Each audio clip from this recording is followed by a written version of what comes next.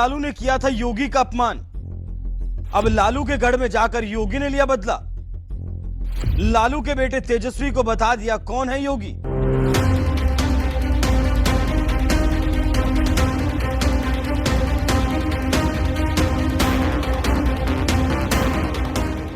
जब पहली बार साल 1998 में महज 26 साल के भगवाधारी लड़के ने संसद में गोरखपुर के सांसद के तौर पर शपथ ली थी, तब किसने सोचा था यही भगवाधारी योगी आगे चलकर एक दिन यूपी जैसे बड़े राज्य की सत्ता संभालेगा और यूपी से माफिया राज का सफाया करेगा। यह बात अगर विपक्ष जानता तो कभी भरी संसद में लालू यादव जैसे दिग्गज नेता भगवाधारी योगी का मजाक उड़ाते हुए ये नहीं बोलते कि साधु बाबा का काम मंदिर में घंटी बजाना है, भाषण देना नहीं।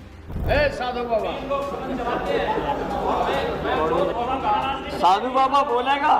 शरद जी, मुलायम सिंह जी और लालू जी, हम सब बेकार यहाँ बैठे हुए समय बर्बाद करने के लिए हमको कहें। आपका काम है, आपका काम है साधु बाबा की घंटी बजाना। It will not go in the record. साधु बाबा, आपका काम है मंदिर में घंटी। आपका काम है मंदिर में पूजा। Lalu ji, that's it. Only the speech of Honorable Mulayam Singh ji will go in the proceeding. Nothing will go in the proceeding. सभापति जी, साधु भी रहिएगा, एमपी भी रहिएगा, है ना? जहाँ तक बाबा का Please. है, ये मंदिर में पूजा करें। आप मंदिर में पूजा कर रहे हैं और पुजारियों को भ्रमित करके वोट लेके जीत के आ रहे हैं। हम लोग कैसे जीत के आते पता, आप दोनों काम कर, धड़ाधड़ दोनों काम कर रहे हैं। Please. आइए मंदिर में। संसद में योगी का मजाक उड़ा रहे लालू यादव ने कभी सपने में भी नहीं सोचा होगा कि जिस योगी का वो मजाक उड़ाते हुए कह रहे हैं कि साधु बाबा का काम मंदिर में घंटी बजाना है, भाषण देना नहीं, एक दिन वही योगी उनके बेटे तेजस्वी यादव की हार का सबसे बड़ा कारण बनेंगे। क्योंकि बिहार में जब विधानसभा चुनाव हो रहा था उस वक्त यूपी की सत्ता संभाल रहे योगी आदित्यनाथ ताबड़तोड़ चुनावी रैलियां कर रहे थे और जंगल राज, अपराध का मुद्दा उठाकर महागठबंधन को धूल चटाने में कोई कसर नहीं छोड़ रहे थे। सुशासन और विकास ये एनडीए लाएगा, जंगल राज और गुंडा राज ये आरजेडी और कांग्रेस की पहचान है, इनकी खानदानी पहचान है। ये जिन लोगों ने बिहार को लूटा, जो खानदानी लुटेरे हैं, आज वे खानदानी माफिया को शागिर्द बना करके फिर से बिहार में जंगल राज लाना चाहते हैं। बिहार में जब लालू यादव और राबड़ी देवी सरकार चलाते थे उनके राज में अपराध चरम पर था, दिन दहाड़े लूट, हत्या और अपहरण हुआ करता था, जिसे आज भी बिहार की जनता भूली नहीं है। और जो लोग भूल गए थे उन्हें मोदी और योगी जैसे नेताओं ने जंगल राज की याद दिलाने में कोई कसर नहीं छोड़ी, जिसके दम पर एनडीए प्रचंड बहुमत के साथ सत्ता में लौट आई और तेजस्वी यादव की पार्टी आरजेडी सिर्फ 25 सीटों पर सिमट गई। बिहार चुनाव पर योगी की रैलियां और रोड शो ने किस कदर असर डाला, ये इसी बात से समझ सकते हैं कि चुनाव के दौरान किसी मुख्यमंत्री की सबसे ज्यादा रैलियों की डिमांड होती थी तो वो सीएम थे योगी आदित्यनाथ, जिन्होंने बिहार में कुल 31 रैलियां और रोड शो किए, जिनमें 28 सीटों पर एनडीए ने जीत दर्ज की। यानी बिहार में योगी का स्ट्राइक रेट करीब 90% रहा।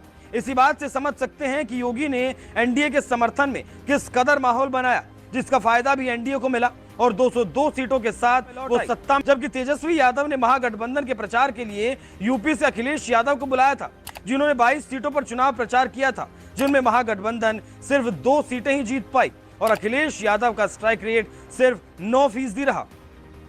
यानी बिहार के सियासी जंग में भगवाधारी योगी आदित्यनाथ ने एक तरफ जहां लालू यादव के बेटे तेजस्वी को सत्ता से दूर करने में बड़ी भूमिका निभाई, तो वहीं दूसरी तरफ जीत के स्ट्राइक रेट के मामले में सपाई मुखिया अखिलेश यादव को भी बुरी तरह से पछाड़ दिया। बिहार में योगी का दिखा जलवा।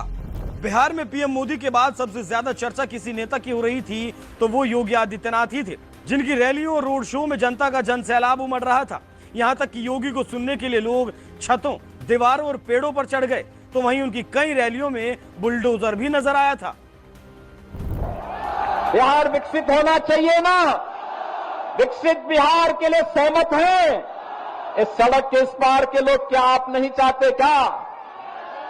घर के ऊपर, छत के ऊपर, इधर जो नौजवान खड़े हैं पीछे, इधर भी काफी दूर तक है। विकसित बिहार चाहते हैं ना? विकसित बिहार चाहिए ना? तो विकसित बिहार के लिए एनडीए के प्रत्याशियों को जिताना पड़ेगा। बिहार में जहां जहां सीएम योगी ने चुनाव प्रचार किया, भारी जनसैलाब नजर आया, जो बता रहा था कि क्यों उन्हें भारत का सबसे लोकप्रिय मुख्यमंत्री कहा जाता है। और ये लोकप्रियता योगी ने यूं ही नहीं कमाई। साल 2017 से यूपी की सत्ता संभाल रहे सीएम योगी ने एक तरफ जहां विकास के रास्ते पर यूपी को दौड़ाया, तो वहीं दूसरी तरफ गुंडे, बदमाशों और माफियाओं का भी सफाया किया।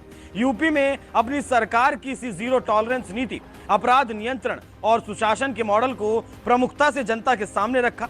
जंगलराज, अपराध, भ्रष्टाचार के मुद्दे पर महागठबंधन को घेरने में कोई कसर नहीं छोड़ी, जिसका असर यह हुआ कि महागठबंधन को बिहार वालों ने बुरी तरह से हरा दिया।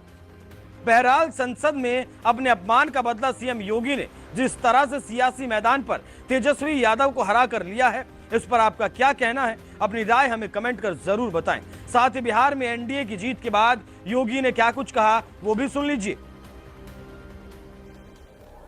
इससे लगा हुआ जो राज्य है वह बिहार है, और कल बिहार की जनता जनार्दन ने जो फैसला किया है, प्रधानमंत्री मोदी जी के मार्गदर्शन और नेतृत्व में डबल इंजन की एनडीए सरकार विकास, सुरक्षा और सुशासन के लिए कैसे कार्य करती है और कैसे कार्य करना चाहिए, बिहार की जनता जनार्दन की द्वारा लोकतंत्र की प्रक्रिया में भाग लेकर के कल जो जनादेश दिया गया है, इसके लिए मैं बिहार की जनता जनार्दन का भी हृदय से अभिनंदन करता हूं।